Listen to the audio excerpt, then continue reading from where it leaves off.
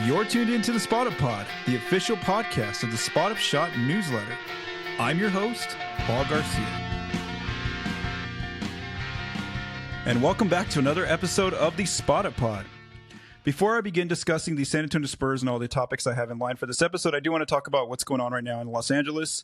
So as you know, the Spurs had their Saturday game canceled against the Lakers in LA due to the wildfires that are ongoing right now in Los Angeles. So I kind of want to catch up with what's going on right now in LA and just the latest updates. So on Saturday, the NBA announced that Friday evening, the NBA announced that the January 11th game between the Spurs and Lakers will be postponed and rescheduled at a later date due to the wildfires in LA.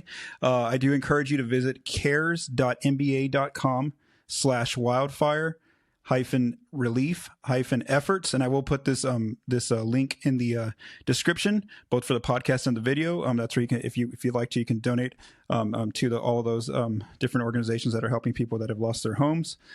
So Monday's game is going to take place. It's word coming out of different media outlets that game will not be canceled. It will go forward on Monday. So the Spurs and Lakers will play on Monday. The Spurs, they remained in LA during all of this, so they have been practicing. They got a few practices in this past week.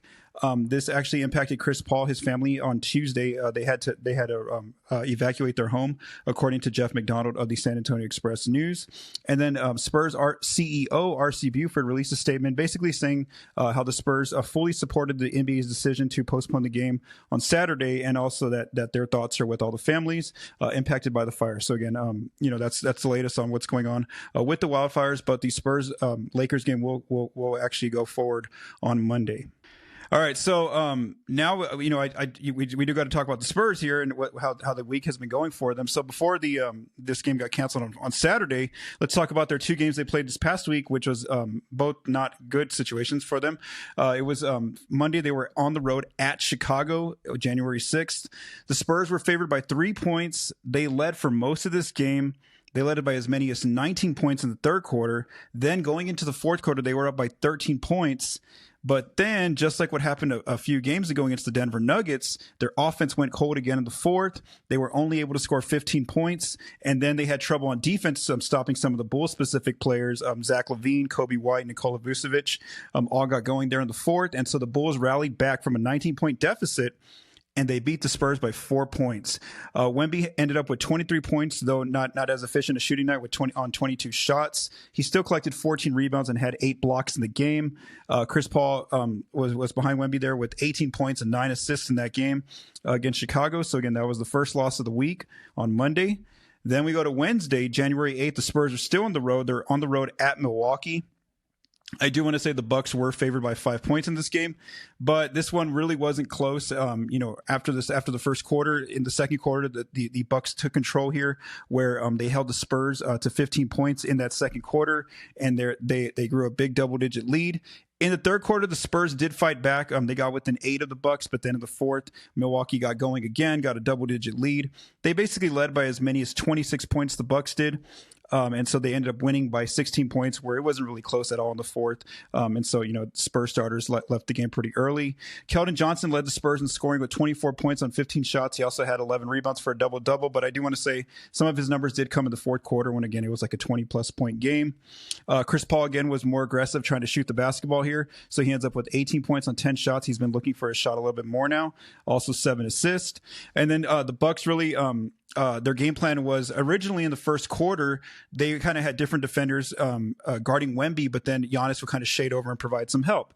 Then in the second quarter onward, they completely just went to straight up Giannis on Wemby. And then anytime the Spurs got a switch where they got Giannis off of Wemby, Giannis was always that help defender. He wasn't really sticking on players from the Spurs players from three, which I'll talk about a little bit later. And he was, again, there to apply that double team pressure for Wemby, so Wemby can never get into rhythm. The Spurs lack spacing. And so, when your best player can't get going, it's tough for the rest of the players to get going. And so the Spurs did lose that game to Milwaukee. Again, it wasn't really close. And then just something I mentioned is that, they have lost the last 3 games against Denver, against Chicago, against Milwaukee. And one thing I've seen when you look at the data and also the eye test matches this is that they are having to just shoot a lot more threes right now. A larger percentage of their shots are coming from 3. And the defense is really taking away the paint, the inside scoring areas for the Spurs, which means that, again, part of it is that it's actually more deliberate, where the defense is actually letting the Spurs take a lot of wide open threes. Over half the Spurs' shots in these last 3 games have not shots. Half of the Spurs' threes have been wide open according to the data. So again, that's something deliberate by the defense, that they really want to cramp in the spacing around Victor on the inside. And now the Spurs don't, as I'm going to talk about a little bit later, the Spurs don't have a lot of accurate shooters right now on catch and shoot threes, and so that's been a big problem. And again, we'll see how the Spurs adjust to that. And even Wemby, after one of the games, he basically said that the Spurs need to find a way to adjust, because it's basically other teams are figuring them out, especially in those close games in the fourth quarter, like what happened on the road at Chicago and then against Denver in San Antonio. So Vegas did say that the Spurs should have gone 1-1 this past week. They ended up going 0-2. And again, the Milwaukee one, again, they shouldn't have got blown out, but at least, on paper, they were supposed to lose that game according to, just the predictions there. But the Bulls one was a big one, because the Spurs should have won that game. For one, the Bulls, they're a better team than the Bulls. They were favored there by 3 points. And then plus they led by 19 points in that game. So that, again, as far as what I've talked about here on the Spotted Pod for a few weeks, I've talked about how the Spurs have done a good job this season of taking care of business by holding on to double-digit leads, beating the teams they're supposed to beat on paper. But this Bulls example was one of those times that didn't happen, where the Bulls came back from that double-digit deficit, and then the Spurs, who were favored, they ended up losing that game. So where does their record stand as favorites? They are now 11-3, the Spurs, as favorites, but 2 of those 3 losses have been to the Bulls. So again, Chicago has just been their kryptonite this season. They just have not been able to figure out the Bulls for some reason. All right, now let's go through the Spurs through 37 games this season. So again, they've only played 2 games this past week. So they are 18-19 overall for their record. So they did fall below 500. They are now 12th out west, since they haven't played in a few days. They've moved in the standings, and I do want to note that these standings were updated as of Sunday afternoon. So maybe that changes with these Sunday games that took place. Their offense, they are scoring. They're 19th in offense. That slipped from last week. They were 17th, and then also defensively, they slipped a little bit, where they are now 14th ranked defensively, right inside league average, and they were 13th last week. So again, they have taken a hit in their rankings. In crunch time, again, they lost that game close to the Bulls, and then also the previous week against the Nuggets. They are now 9-8 in crunch time, so they're starting to fall here. They were like 2nd or 3rd for most of the season, and then all of a sudden now they fall into 14th in crunch time record.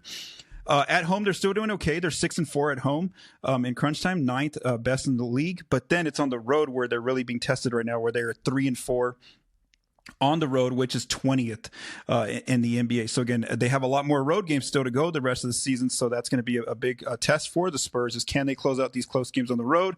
They did a good job a week ago at Denver, where they won on the road, but then again, they struggled against the Bulls in that close game this past week. So they are currently on a 3-game losing streak, which matches the longest losing streak they've been on this season. They were on one earlier in early December. So again, we'll kind of see if they can end that losing streak with their game on Monday against the Lakers. All right, so now I want to go through some news and notes for the past week for the Spurs. So on Monday, January 6th, Victor Wembanyama was a candidate or a nominee for the Western Conference Player of the Week, but he didn't win the award. But it was his 2nd nomination this season, and something I've talked about before is that Wemby continues to see his name coming up in some of these nomination lists for either Player of the Month or Weekly Player of the Month. So again, or Weekly Player of the Week, which that's a good sign for both his All-Star candidacy and also his All-NBA candidacy toward the end of the season when awards come out. Jeremy Sochan is dealing with a lower back injury again. So he missed that game against the Bucks with that same bilateral lower back tightness is what the Spurs are calling it. And then had the Spurs played the Lakers on Saturday, had that game not been postponed, Sochan was listed as questionable. So he might have made his return to the court on Saturday, but then the game got postponed. So maybe he'll come back on Monday. So now I do want to note that it is 5:23 Mountain Time when I'm recording this episode, PM. And so the Spurs haven't released their injury report. So maybe by the time you hear this, if Sochan is available to play against the Lakers on Monday, or maybe he's still questionable going into that game on Monday. The NBA trade deadline is now 3.5 weeks away on February 6th. As far as the Spurs, as far as notable outlets, that you can usually trust their reporting, there really hasn't been any mention of the Spurs in any kind of rumors right now. So it's been pretty quiet. And then just something I've noticed, as I'm going to talk about here, is that I have written about Jonas Valanciunas, who I think would be a good fit for the Spurs. I'm going to talk about how I wrote about Cam Johnson. But as you really look at all the teams' rosters and the contract situations and things like that, it's really hard to find a lot of trade candidates this season, just because the players that are at the positions that the Spurs really need. A lot of those teams, those players are part of the other teams, core rotation. It doesn't look like those teams want to move some of those players. So I've really had a tough time as I've done some research, going through different rosters and stuff and looking at different contracts and percentages, stats wise. I've had a tougher time finding like a wing shooter who plays some defense, or a backup big. So again, that's where kind of just letting, just kind of, again, I'll continue to look at some other candidates. But again, it's just kind of been there's not a lot of trade candidates that kind of just pop off the page, maybe like how there were a few names last year. Let's keep going. All right, so for our first topic of this episode, I want to talk about Victor Wembanyama's All-Star path. So Wemby has two ways to get into the All-Star game. He's either going to get in as a starter or as a reserve on the Western Conference team. So this is something I wrote about on a article called the Off Day, which I'll talk about a little bit later. But I do want to give huge props to three media writers from ESPN, Brian Windhorst, Tim Bontemps, and Tim McMahon on their Hoop Collective podcast. They kind of broke this down a little bit more, and they really, provided some of the candidates for the All-Star team. And Wemby, you're going to see that he really there's going to be a place for him, whether he's starting or coming off the bench. But he's going to make his most likely make his first All-Star selection. So, regarding starting for Wemby, the last round of fan votes that came out earlier this week, he was fourth, so he's actually moved ahead of Anthony Davis. So the only three players ahead of him in fan votes were Nikola Jokic, Kevin Durant, and LeBron James. Now we do want to note that the fan vote does make up 50% of the starting five lineup. 25% is due to the media, and then 25% is also from the players. So again, that's kind of how the voting is going to go into place. And so again, Wemby needs to crack the top three in Western Conference frontcourt players to become a Western Conference All-Star starter, and those starters will be announced here in about a week and a half on January 23rd. So let's just say that the scenario happens where Victor's not able to pass Jokic, Durant, or LeBron. And so now we know that, he's probably going to come in as a reserve. Here's how that process happens. So if he's not starting, he's going to get in as a reserve. And here's why. The NBA head coaches have to pick the reserves for both the Eastern Conference and Western Conference. And they have to, there's a very a deliberate format that they have to follow. They have to pick 3 Western Conference players, 2 guards, and then 2 wild cards, could be at any position. So when we talk about the candidates that are there for the front court position, there's Wemby, there's Anthony Davis, Jalen Williams from OKC, Jaren Jackson Jr., and then Alperen Şengün. So again, when we talk about those players, Victor is, clearly, showing the stats and also the eye test and also the fact that he's had the Spurs at about a 500 or better record this season. Victor's, showing that he should be among those players selected quickly. So again, he's probably one of the first names that the coaches are going to pick in the reserves list of front court players. So again, there's going to be a way that Victor gets into the All-Star game. It's looking like right now. Again, the big question more so is he going to start or is he going to come off the bench? But again, that's kind of where the All-Star path is for Victor Wembanyama. All right, for our second topic, I want to do a check-in on the Spurs' 2025 draft picks because, I know the Spurs have played 37 games right now. So again, they're almost at that halfway point of the season. And so I just kind of want to check in where their pick's supposed to land right now. And then also some of the other picks that they might get in the draft. So as we recall back to the offseason, in this upcoming draft, the 2025 draft in June, the Spurs are going to get their own pick. They're going to get the Atlanta Hawks' pick. They're also going to get Charlotte's pick if it lands 15 through 30. And they'll also get Chicago's pick if it lands 11 through 30. So as far as Charlotte and Chicago's picks, there are some obstacles for the Spurs to get each of their first round picks. So let's just talk about how each team's doing so far, where their projections are, and then also what does their schedule look like going forward, and where does kind of that projection show them to be. So the Spurs, as I mentioned, are 18-19 so far this season. Right now, if the season ended today, their pick would be projected to land 10th in the lottery. If the Spurs end up getting into the playoffs, though, as they've been hovering around that area, at one point they were like 8th in the standings. If that happens, let's just say the Spurs are more successful down the road and they end up becoming a playoff team, well, then their pick will end up not being in the lottery. And then one thing to note, though, about why that's kind of challenging to get into the playoffs for the Spurs is that they do have the 5th hardest schedule left amongst all NBA teams, according to positiveresidual.com. So again, the Spurs' schedule is going to get a lot tougher, as I explained in last week's episode. And so that's just an example there of if they can't get into the playoffs, well, then they're going to end up with the lottery pick. But right now, it would project to be 10th, their own pick. The Atlanta Hawks right now, they're similar to the Spurs, where they're very competitive. They're kind of sniffing around that play-in playoff picture out in the Eastern Conference. So right now they are 19-19 is their record as of Sunday afternoon. So their pick is projected to land 13th. And again, similar to the Spurs, where if the Hawks end up getting into the playoffs, then it does not become a lottery pick. It's going to be outside the lottery. But if they don't, well, then that has a good chance of being the lottery. So again, the Spurs will get the Hawks' pick regardless of where it finished. They're going to get Atlanta's pick. And then regarding the Hawks, they have a better chance of getting into the playoffs because they do have not really an easier schedule, but they have the 13th easiest schedule, which again, 13th is almost like league average. So again, the Hawks at least have an easier path to becoming a playoff team maybe than what the Spurs do. The Bulls are currently 18-20. Their pick's projected to go 9th right now, or land 9th, which would mean that it would not go to the Spurs. But again, being 18-20, Chicago's kind of right there in that play-in mix as well. I mean, they've actually done better too than maybe they're supposed to, and maybe their front office isn't really happy with them, playing so well, because they're going to mess up their chance of keeping that pick. It's going to end up going to San Antonio if they end up becoming like a playoff level team. And if as long as it lands 11 through 30, San Antonio gets to keep the pick. So the Bulls, like I mentioned, are playing better than expected.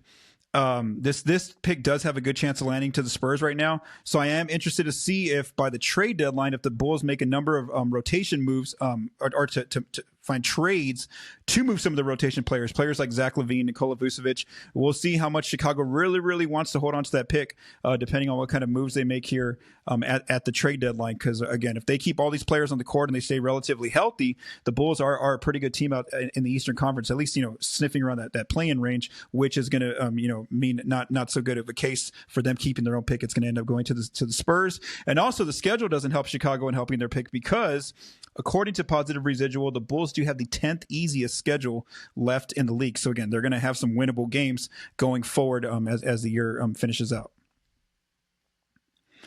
And the last team that the Spurs have an opportunity to get their pick is the Charlotte Hornets. So the Hornets, though, are right now, the way they're playing, they're not going to let the Spurs have their pick. So they are currently 8-27 as of Sunday afternoon, which projects them to have the 4th pick in the lottery.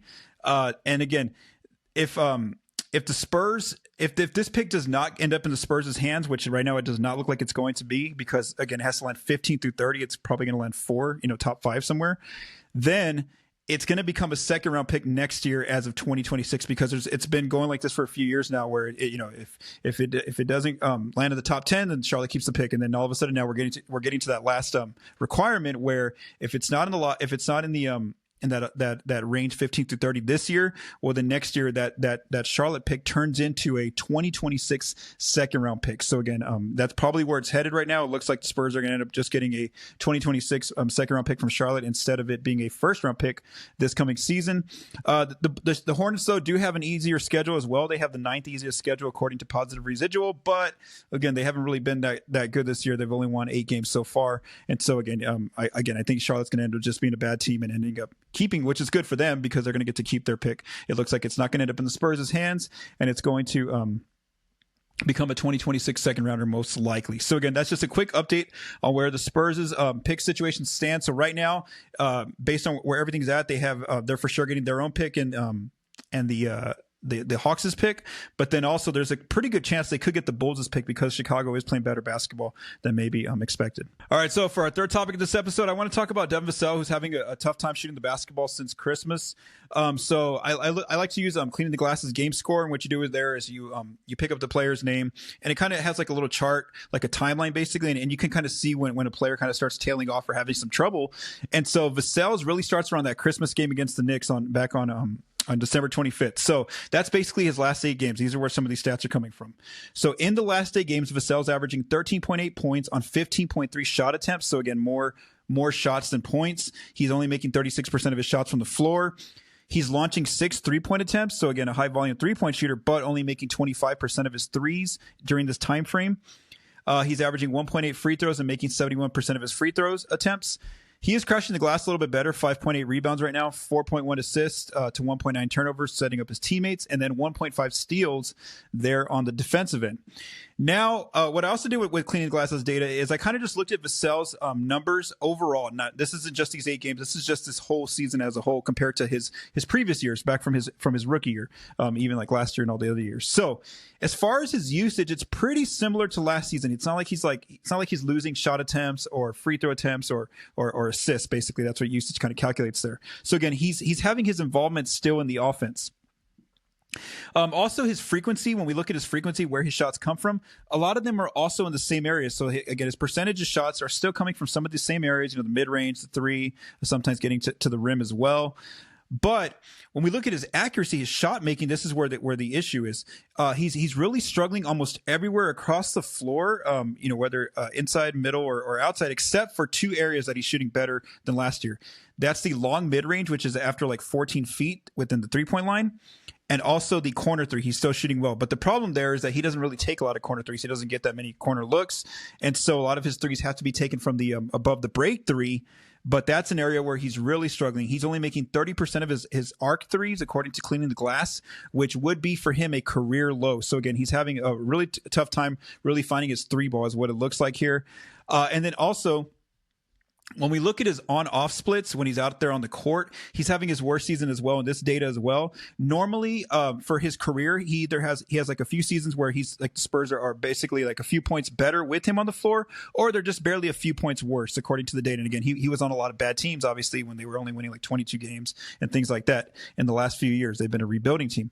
But this season, the Spurs are a minus 14.5 points per 100 with Vassell on the floor, which is in the 4th percentile. Again, that's a huge outlier compared to his other seasons. Even since his rookie season, again, they've always either been better, or slightly worse, according to this data. But again, right now, minus 14.5 is a huge number there. Again, 4th percentile is a little concerning. And then as far as what's going on here, when we look at that data, that minus 14.5, here's why. When Vassell's on the floor so far this season, the Spurs are scoring 6.6 fewer points per 100, which is in the 14th percentile. And then on defense, they're giving up 8 more points per 100 when he's on the floor, which is in the 7th percentile. So again, right now it's looking like a huge outlier so far this season compared to all of his other seasons. So we'll see. I mean, that's a big dramatic one again, minus 14.5. So we'll see if this is just a shooting slump or what's going on here with him. As far as Spurs acting head coach Mitch Johnson, he was asked about Vassell, and the slump that he's kind of going through right now after that loss to the Bucks. And here's what Mitch Johnson said. He basically said that Vassell's going through some rough patches. I'll read you the full quote. He says, Devin is a heck of a shooter and a scorer, and I think it's one of those deals where the worm will turn, as Pop will say, always says, and so you're just waiting for it, said Coach Johnson of Vassell. He shot a lot of good shots, and I think he'll make them. The only time I really get mad at him is when he hesitates or doesn't shoot. That's one thing we can't do. We're a good shooting team. He just has to sustain the confidence even with the rough patches. So again, this is Coach Johnson basically saying that the Spurs are letting Vassell kind of work through his shooting slump right now, trying to figure out, can he get into rhythm, giving him those games. They want to keep his confidence up, obviously, by encouraging him to keep shooting even when he's struggling out there on the floor. But again, this is just Coach Johnson now acknowledging that, yes, Devin is kind of going through a shooting slump, but going through those rough patches there, as he says. So again, we'll kind of see if Vassell can kind of pick up his shooting percentages. And again, I really think it's at above the breakthrough where he's really struggling right now. And you actually see him being more aggressive trying to go inside because obviously his jump shot isn't falling as much. And as far as, would the Spurs look at making him a lineup change? I don't think they would right now, just because, again, you kind of they have to let him find his rhythm because, again, he's there right now for this season. He's their highest paid player at $29 million he's making. You can't have your highest paid player coming off the bench or else things right now are not going in the right direction. And then one thing we want to notice is that this hasn't been a normal season for Vassell because of that injury he came into the season with, where he missed all of training camp. he didn't start playing basketball again on the court, or actually in games until early November. But then even when he came out for like the first month, he was on a minutes restriction, and then also he couldn't like play back to back. So for him, and he was coming off the bench. So for him, it's been like it hasn't been like his usual seasons have gone along, his progress. So again, that's something that we do want to count as far as why he's having such a inconsistent season so far, and why he's going through a slump here is that yes, he part of it is just the return from injury really has maybe messed things up as far as his way to get back into rhythm, kind of get back into a groove out there on the court. So again, I think the Spurs are going to continue to try to let him kind of find his way, kind of find his shot, especially find that rhythm. But, after a while, if it's still not coming together for Vassell, they do have to maybe look at a lineup change down the line here with 3 or 4 more seasons left, three or four more months left in the season. And so there's obviously an option there, and that's Julian Champagnie, who was starting a place in Vassell's place as Vassell was returning from injury. And obviously we know what Champagnie's going to bring to the court on offense. He's going to bring a high volume 3-point shooting, plus he's more accurate right now. He and Harrison Barnes are the Spurs' 2 best 3-point shooters out there, providing spacing for Wemby. And then also we do know too that Champagnie is a better wing defender. So again, I'm not saying they're gonna move Vassell to the bench right now, but I am saying after a while, if things kind of don't come together where he doesn't figure out his rhythm or get out of the slump, then the Spurs do have to look at possibly a lineup change at some point. I'm not saying right now. All right, if you have a chance, make sure to visit the spotupshot.com. I have a lot of different features from this past week up there. So as I mentioned earlier, one of the players, as I've been looking for trade candidates who maybe could fit with the Spurs, one of the players who's really caught my eye here is Cameron Johnson of the Brooklyn Nets. So I wrote a 2-part series on him. So in part 1, I basically looked at all of his stats and I plugged in different film clips. And basically what he's going to bring any team that trades for him is he's going to bring out lights out shooting right now, very high volume shooting, highly accurate shooting as well from all over the floor. He mainly plays the 3 and the 4 right now with Brooklyn. And then defensively, he has active hands and some size. But, again, if you're trading for Cam Johnson, you're not trading for his defense. You're more so trading for what he's going to bring you on the offensive end of the floor. So, again, in part 1, all I do is I really focus on his stats, kind of how he's been playing so far with Brooklyn this season. I clipped some different film clips together as well. So that's part 1. Then I wrote Cam Johnson part 2. And in this segment here, or in this piece, I am looking at his contract, trade rumors, questions that, like what do the Nets want for him in a trade? And then I looked at would he be a good fit for the Spurs, and should the Spurs go after him? And I put some different trade packages together in that piece. And so obviously, Johnson's on a good contract. He's only making $22.5 million this season, $20.5 million next season, and then $22.5 million in his third year. He'll only be 31 by the time year 3 ends of his contract. So again, for what he's going to bring a team, lights out, reliable outside shooting, he's on a good contract there. One thing I did note, though, this doesn't apply to the Spurs, but other teams, though, those apron teams, they have a tougher time creating a trade for Johnson, because when they work on a trade for him, he's not coming in at $22.5 million on their books. He's coming in at $27 million on their books. So again, I kind of wrote about some apron teams who have interest in him, and just kind of how creating trades is a lot more difficult for them. Now, luckily for the Spurs, if they had interest, they could operate with that $22.5 million number, and they have some contracts there that could work in that range. And then something I noticed that there's been like 4 or 5 teams that have had reported interest in Cam Johnson. The Spurs have not been one of those teams, though, I do want to say, so far, according to the rumor mill. So again, I kind of mentioned some of that in there. Now, as far as what the Nets want, according to different reporting, Brooklyn does want more than 1 first-round pick. So again, so maybe 2, 3, I don't know how many they want, but they definitely want more than 1 first-round pick, according to the reporting, and they're not desperate to move Cam Johnson. Basically, if they don't find a deal up until this trade deadline that suits them, they're not going to be overly aggressive and say, we just got to get rid of him. No, they'll hold on to him, according to the reporting, and just finish out the season. And then in the offseason in July, teams are obviously still going to want him because of what he brings to your team. And so they'll start looking at different trades possibly in the offseason. So again, that's kind of what the Nets are looking for. From a team that trades for Cam Johnson. And then just to sum up the Spurs' part, yes, obviously I do think that he'd be a great fit for the Spurs. He's going to bring one of the issues that they have right now, which is players that aren't able to make outside open shots right now, catch and shoot threes especially. Cam's going to bring that to the team. As far as contracts that could work to get him on the Spurs, contracts that work really well are either Keldon Johnson's deal, Zach Collins' deal, or Harrison Barnes's.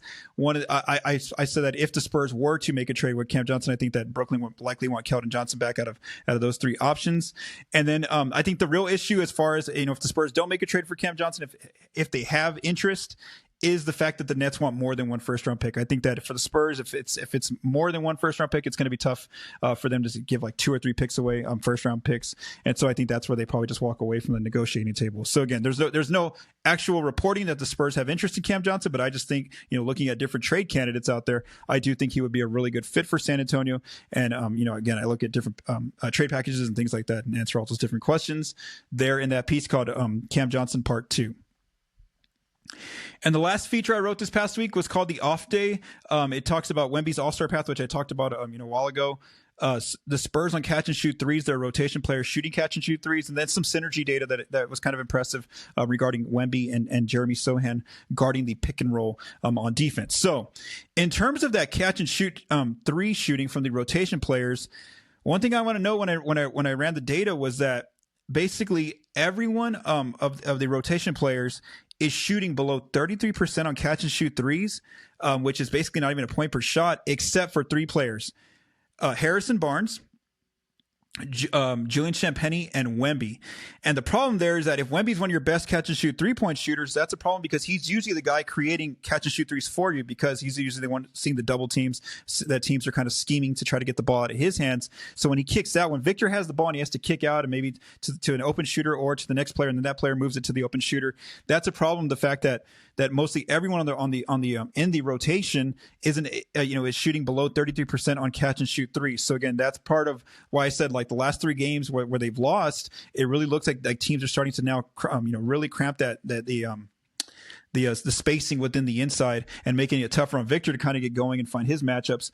And so again, that's just what it is on paper. I mean, again, Barnes, Champagnie, and Wemby are the 3 highest shooting catch and shoot 3-point shooters, most reliable, should I say, at least all shooting, I think 37% or above on catch and shoot threes.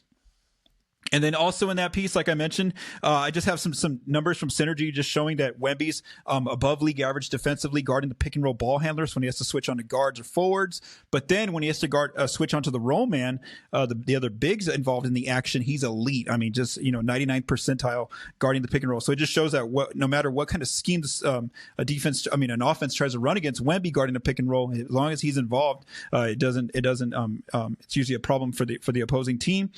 And then I also talked about how Sochan shows his versatility because in his data as well, he's like in the 60th or 63rd percentile of guarding the pick and roll ball handler, being able to switch onto the smaller guards or forwards. And so Sochan has some good data as well on there. All right, so now before I close out this episode, let's review the Spurs' next 4 games before I record another episode on next Monday. I believe that's January 20th. Next Monday. So, like I said, that they are going to go forward with the game against the Lakers on Monday. So they're at LA. Originally, had this first postponement not happened, I was going to say the Spurs lose on Saturday and then win on Monday. That was my original prediction. But now that the Lakers, a more veteran team with a lot of older players on their roster, now that they've had a few more days off, I think this is going to help them, have a lot more energy coming out in this game against the Spurs. So I'm going to end them. Plus, they're at home. So I'm going to go with the Lakers in this first game on Monday. Then on Wednesday and Friday, the Spurs are back home in San Antonio. They have a split with the Memphis Grizzlies, both in San Antonio.